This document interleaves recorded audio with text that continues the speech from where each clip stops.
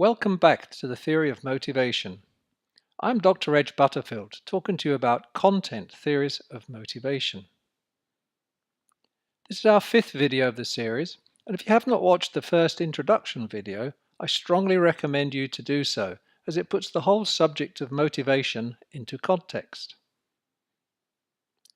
In our first video of this series of motivation, we introduced what is meant by motivation and the types of motivation theory. The remainder of the video series is split into two main groups of theory, process and content theories. In videos 2, 3 and 4, we introduced and explained three process motivational theories: Vroom's expectancy theory, Adams' equity theory, and Locke's goal-setting theory. I will now explain what is meant by the content theory of motivation, followed by our first example, that of Maslow's hierarchy of needs theory. In video 2, we described process theories.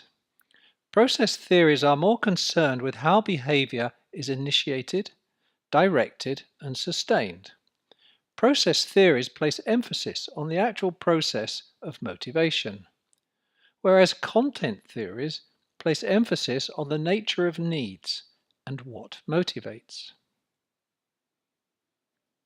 Before moving into Maslow's theory, let's clarify what is meant by content theories of motivation.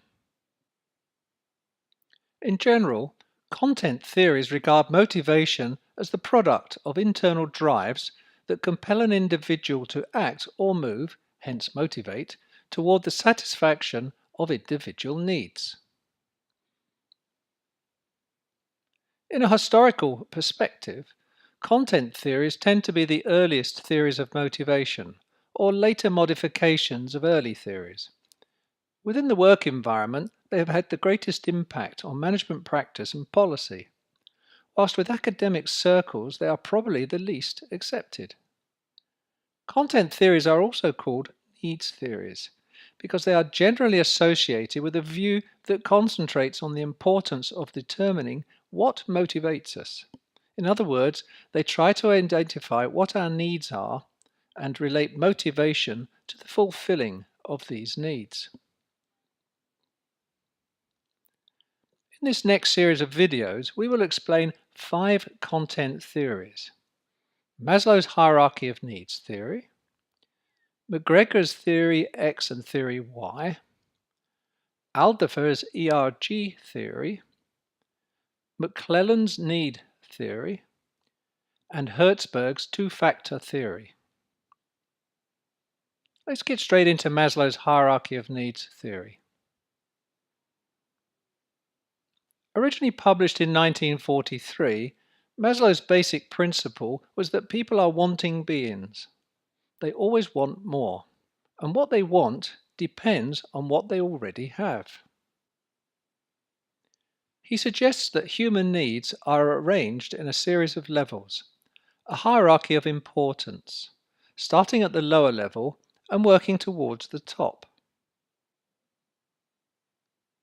Maslow identified 8 innate needs, including the need to know and understand aesthetic needs, which are about enjoyment, and the need for transcendence, which means going beyond themselves.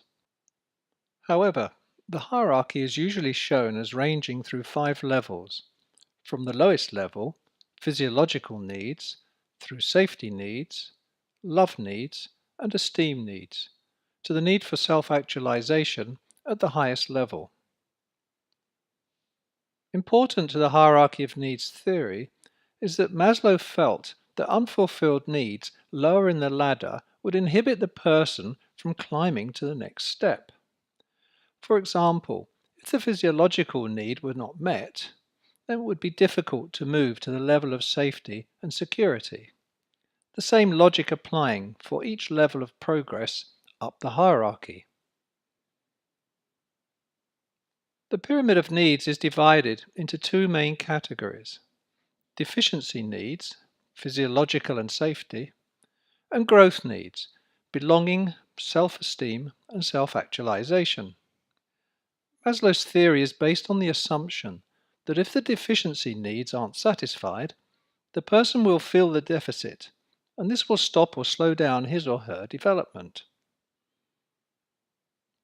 In general terms, we can show examples of each level as food, stability, friendship, status, and achievement. Organizational examples could be base salary, pension plan, friends at work, job title, and challenging job. Summarizing Maslow's hierarchy of needs theory, people's needs move up the hierarchical pyramid. Individuals cannot move to the next higher level until all needs at the current lower level are satisfied. Individuals therefore must move up the hierarchy in order. Using Maslow's theoretical assumptions, a homeless person will not be motivated to meditate.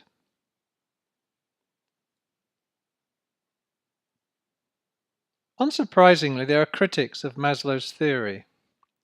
This is particularly because the nature of society has changed significantly since 1943, which was during World War II, and there were different priorities for people.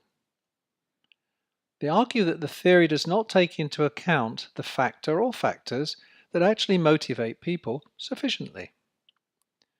It is also argued that 5 levels are not always present, the order is not always the same, and that it fails to take into account cultural differences. By way of example, the hierarchy in China could be belonging, physiological, safety, and self-actualization in service to society. This brings our explanation of Maslow's hierarchy of needs to a conclusion. As a person who is involved in organizational development and change management, I often use Maslow's hierarchy of needs as a form of benchmark of organizations. For example, does the organization's structure and way of working encourage and motivate the employees to achieve what is required of them? At the lowest level of Maslow's model, does the company meet an employee's basic needs for a comfortable workplace and job security? When they do meet these basic needs, then their employees tend to be more self-motivated to fulfill the higher level needs. Equally, where employees can fulfill their high-level needs by working on a team, successfully completing a project, and learning new skills in the course of carrying out their work, they are more likely to be able to fulfill the 3 high-level needs, and as such will be motivated to do the work well. As you can see, Maslow's hierarchy is also helpful in making sense of the organization's working environment. As we leave Maslow's hierarchy of needs and explore other content theories of motivation, you will see other links with Maslow's theory and the work environment. Thus far in this second part of our video series, we have explained what content theory means.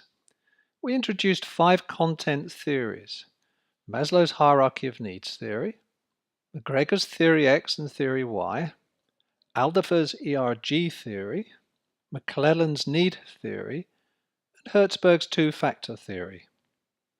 We have just explained the first of the content theories, Maslow hierarchy of needs theory. The next video in this series is the second content theory of motivation, McGregor's theory X and theory Y. It is now time for you to move on in our series and enjoy video 6.